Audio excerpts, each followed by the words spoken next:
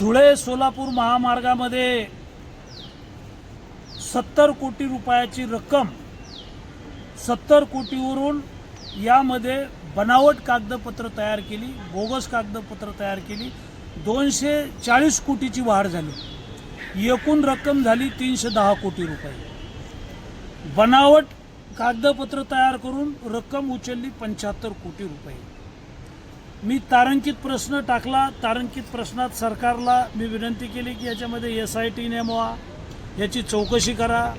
सरकारची तिजोरी लुटणारे उच्च पदस्थ अधिकारी आहेत, कर्मचारी आहेत आणि काही दलाल आहेत, यांच्यावर चौकशी करून SIT नेमून कारवाई करा, अशा प्रकारची मागणी केली होती। शासनाने आता SIT नेमवलेली आहे।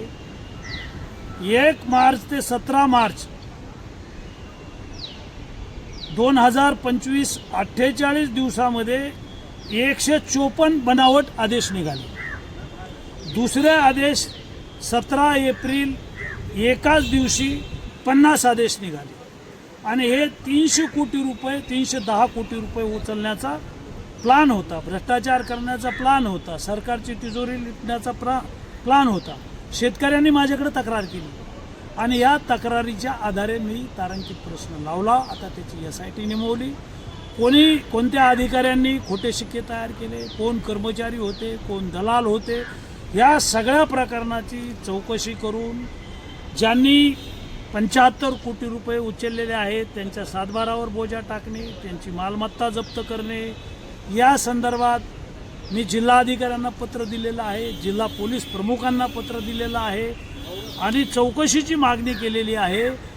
गंभीर गुन्हे दाखल करून यांना अटक करा अशी मागणी केलेली आहे। बीडच्या शिवाजीनगर पोलीस स्टेशनला गुन्हा दाखल झालेला आहे। या सगळ्या आरोपीचा तपास बीड पोलीस करतायत। आता SIT नेमवलेली आहे, SITच्या माध्यमातून याची सगळी चौकशी होईल। ह्या सगळ्या लोकांकडून ही 75 कोटीची रक्कम वसूल केली जाईल आणि या सर्व लोकांना जेलमध्ये जावंच लागेल।